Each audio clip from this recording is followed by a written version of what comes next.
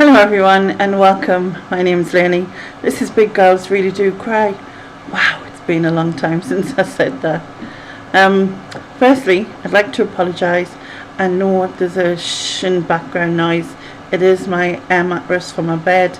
Unfortunately, I don't have all my editing stuff and all of that, and my mic and all that. I need to find an adapter so that I can use the camera and the light and the mic all at the same time, because the laptop, which is new to me I should say, only has 2 USB ports anyway. Yeah, God, it's really weird to be talking in the camera again after the last video I made was the end of January. Yeah, so what's that? A long time, put it that way. So yeah, you might have been wondering where I've been. That is kind of a long story, but I don't want to get dragged out, so I'm going to try and do a quick version, if that's possible. I was going to do, don't know, 2 or 3 videos on the whole thing, but I just want to get back into the now, rather than go back over the not now. Yeah.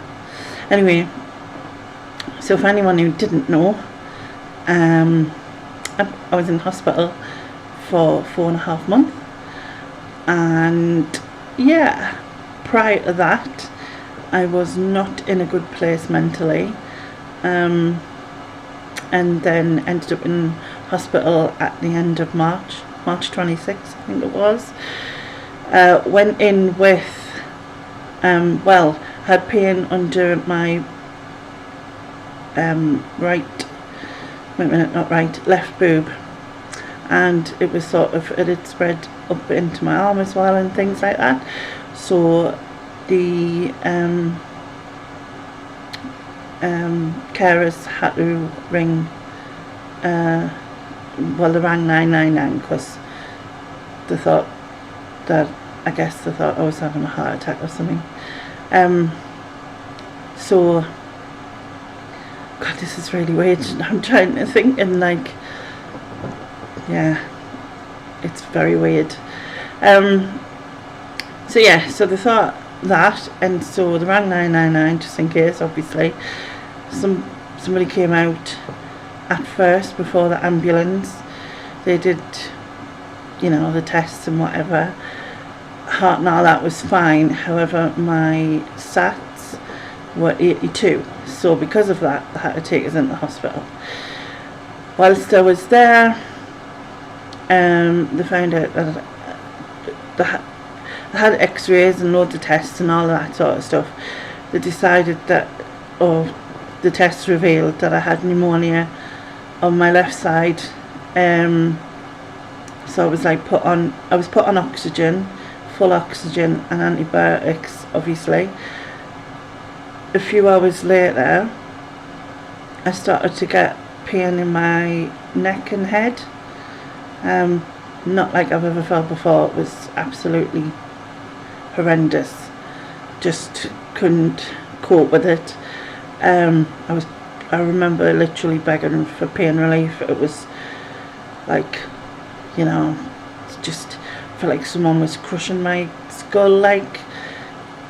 It was the weirdest pain, absolutely horrendous. They couldn't work out why. They did more tests and everything. I ended up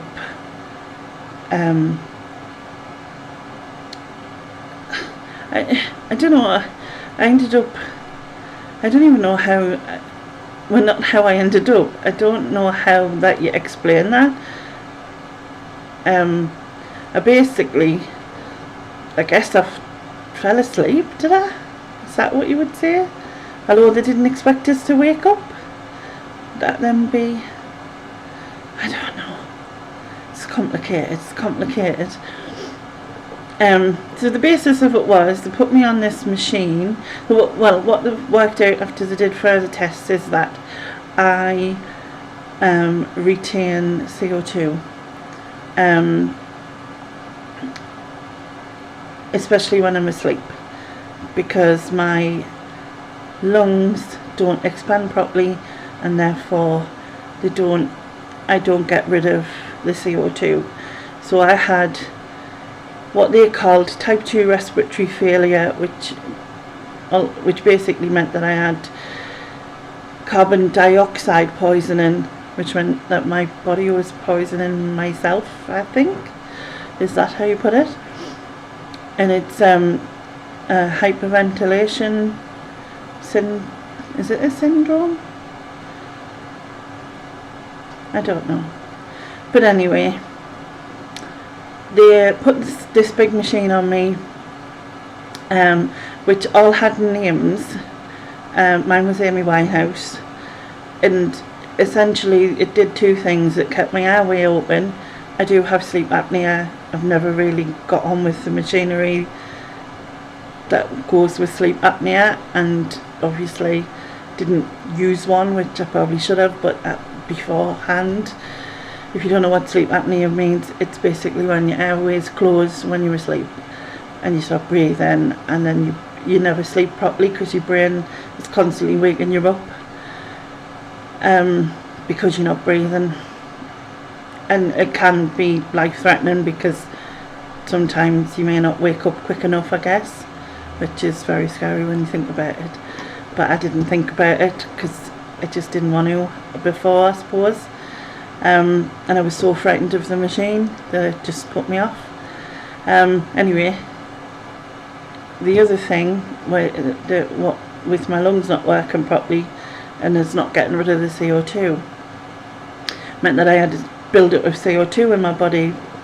Obviously no one realised when I was given full oxygen. I shouldn't have been given full oxygen, but nobody knew this, because, you know, my body couldn't cope, I guess. And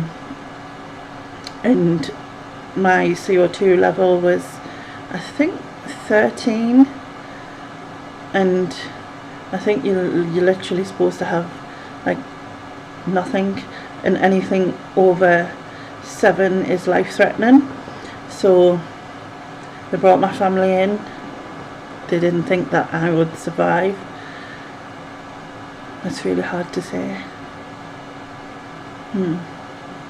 Obviously I was totally unaware, but they weren't, and that must have been very scary. Very scary. The next thing I knew was I was 10 hours later. I was on a different ward in a side room, and like I said, all my family were there, and I knew it was serious because like my son was there and stuff, and he never doesn't do hospitals and things, you know what I mean? So that was kind of like one of the first things I said. Bear in mind I still had this machine on that covers like all your face, and it's sealed to your face, which is basically like the sleep apnea machine but more severe. I think it's called an NIV, but non-invasive ventilation, which means that non-invasive just isn't, there's no tube in your throat, it's just a mask. Sorry, I had to stop to cough there. Anyway, yeah, so it's this mask which is sealed to your face, and you obviously that breathes, it expands my lungs for us, but also keeps my throat open. And it's this like the machine's made by Philips, which is weird, but you know. Anyway, they basically, like I said, told my family that if this didn't work there was nothing more they could do, because they wouldn't have been able to put a tube in and other things. And it worked basically. I, as I said, came around about 10 hours later. Was really puzzled as to why everybody was there, but also why there was like why the time had gone, because that I didn't understand, you know what I mean? To me it was just like the minute before essentially. It's kind of strange. anyway, I had to keep the mask on because I had to bring my levels down, and they wouldn't let us take it off till it went back down to like 7, which, although it's still high, is a safe range, I guess. And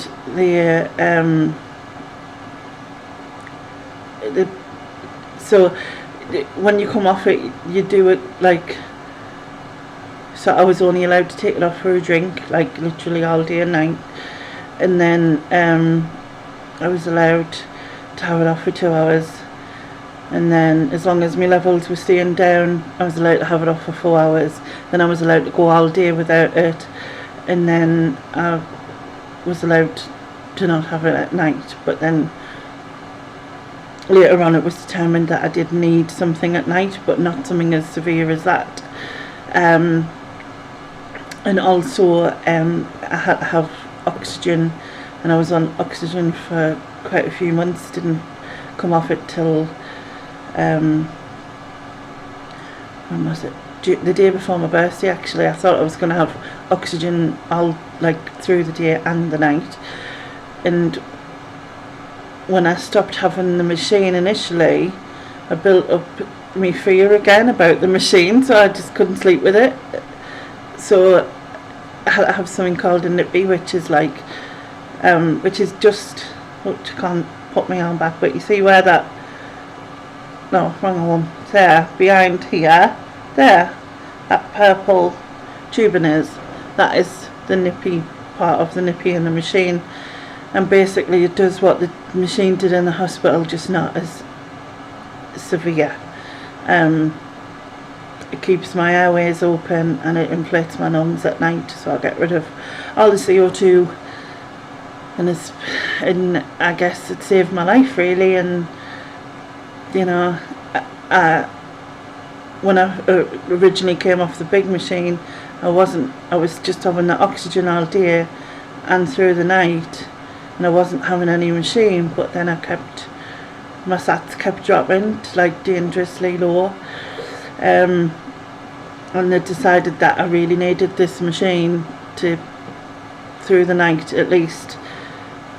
But it's like like, not the hospital doesn't provide it. It's like a hospital does provide it, but it's done via another hospital, and they had to come and see us and fit different masks. I have a different mask which just comes around here, and I thought, to be honest, if I'm being honest, I thought having it for ages. Just the fear of it was still really real, because it's really hard to have like forced air, you know, like, you know what I mean, and then pour it over your face. But like, I'm trying to get used to it, and I used to get really anxious and, you know, panic and try and calm myself down, and eventually I did calm myself down. I started to relax with it and started to actually even sleep with it, which is weird. And I thought, this is, you know, just let it go, just relax and just try, and eventually, you know, like, go with the flow of the machine rather than like try and fight it when you're like, you know, because it is hard to fight any forced air beliefs. Can't talk really with it on, apart from the odd word. You need to take it off, do you know what I mean? So yeah, it was something that really scared us, and it took us probably 6 weeks or so to start using it. And then I would say do 4 hours or something with it on, and then build it up from there to sort of get to about 6 hours. And honestly, it's made a massive difference. I used to wake up every single day with a horrible headache, like every day, just pretty much every day I would say, with this just horrible, I can't even describe the kind of headache. It was weird. And I've never had a headache since I've used that, never. And using that also let me wean off the oxygen, because I was still using oxygen, but my sats started to come back up. So when I wasn't on oxygen, my sats would drop below 88. and now my SATs are, well, in fact the nurse came the other day, my SATs was 98 on air, which is mental considering like how that was for so long. And yeah, it started so in June, just the day before my birthday. The day before my birthday, I came off the oxygen through the day. I was so nervous, so panicked. I kept thinking, like, I was panicking about it, and I think that was making us think that my oxygen had dropped, but actually it hadn't dropped, but like I was thinking that it had, so it was kind of weird. But got there eventually, and then just before I left, a few days before I left, like the back end of July I think it was, I came off it through the night as well. So I was so chuffed, because like I was really upset thinking I was going to have to like have it all day and night for the rest of my life, and it was just going to be a nightmare. So yeah, it really made a difference, absolutely massively made a difference. And they've also said that there's a possibility that the hyperventilation will re-affect itself. That's not the word. What's the word? Repair itself? We'll go with that one, repair itself, because I can't think of anything else. Also, when I was in, the other thing that happened is something popped in my arm. So one of the other things that happened when I went into hospital was I filled with fluid again, and I had to roll myself over as well, with help, but I always use my arms to like pull myself over.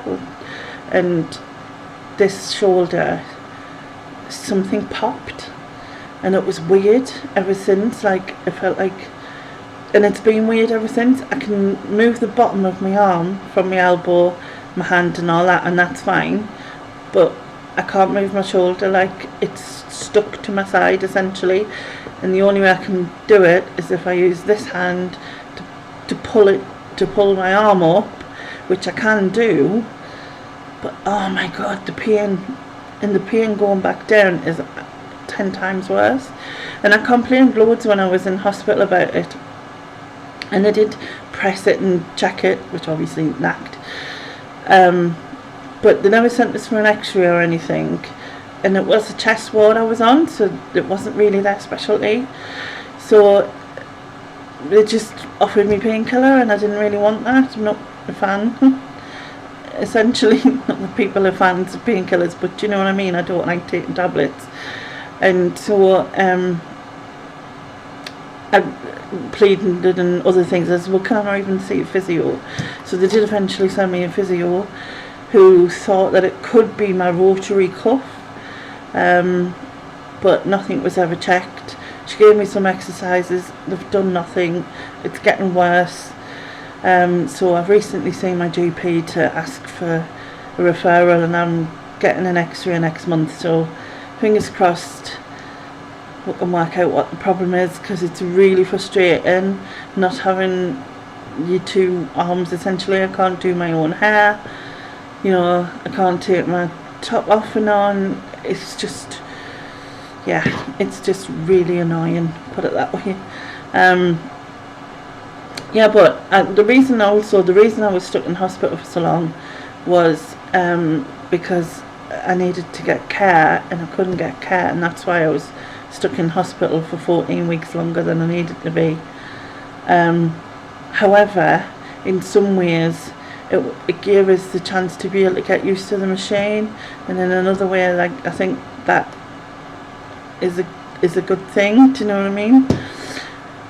So yeah, I came out at the beginning of August, put my laptop on, and guess what? Yeah, it didn't work. Well, it did at first, that's a lie actually. It did at first for about a day or two, I think it was. And then I went to press it on, and it wouldn't come on, and I thought to myself, I charged it, like, it should be working. I don't understand why it's not working. So I thought, oh well, I must have drained the battery, plugged the charger in, still nothing. And I thought, ah. So anyway, I sent it in to the shop local to me, hoping it was something minor, and they did say it was, could be like the switch, could be a loose connection with the power button, and a couple other things. And he says worst case scenario it was the motherboard, so depending on the model as to whether it would be worth fixing if that were the case. So I sent it in. It cost us £30 to get it checked and find out what was wrong, I guess. And I thought it was worth that, at least, because if it was something simple like the switch, then it would be too expensive. Anyway, it turned out it was the motherboard. The motherboard to buy was £850, which was mental when I think about it, because that was more than the laptop. £50 more than the laptop was originally. And so I decided that I just had to scrap it, so that was that. I was devastated because, like, obviously it's not money I've got spare or anything, and so what I did was I put one away in, I can't remember if it was Cash Generator or one of them. So I did that and paid it bits and bobs off where I could, and here we are. I finally have it back, and so I can finally now do this video. I don't know what else I've got to say. Like, you know, when you just think, oh, there was loads to say, but now, like, there's not, and I kind of, yeah.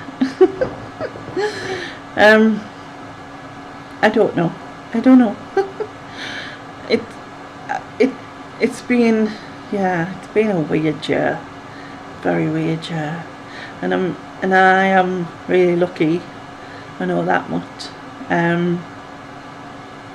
Very lucky, and yeah, I just need to improve things, crack on with life, I guess, and get back into YouTube, because I have missed it really. I haven't, I have to say. Like, at the beginning of the year, before I went into hospital, obviously my mental health was just so low, I just didn't want to do YouTube. I'd not fell out of love with it, but I realise now that I was probably depressed with everything going on at the time, and I've still got things going on, as do we all. Life never stops, does it? But I usually do try and take the positive out of bits that I can, but I think it just got too much, and I think the worst thing is I never really see it coming until afterwards, but I suppose that's normal for everybody, isn't it? You don't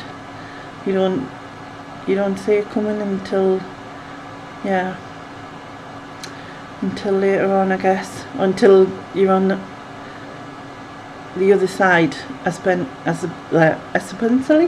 what even was that? Essentially, I don't know.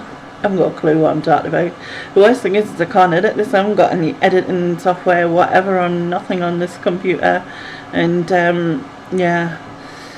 So I apologise, and I again apologise for the noise in the background. But I will hopefully get that sorted if I can get my mic set back up, and yeah. I keep thinking I'm going to end this and think, no, I'm supposed to say that, and I just can't think. And I might come back at the weekend and do something. I mean, I did have a bit of footage from the hospital, but I haven't got a clue where. I can't put it in without the editing thing, can I? So I might have to just put it with something else later, I don't know. But yeah, it's good to be back. I hope everyone is well, and yeah, I shall see you again soon. Bye bye.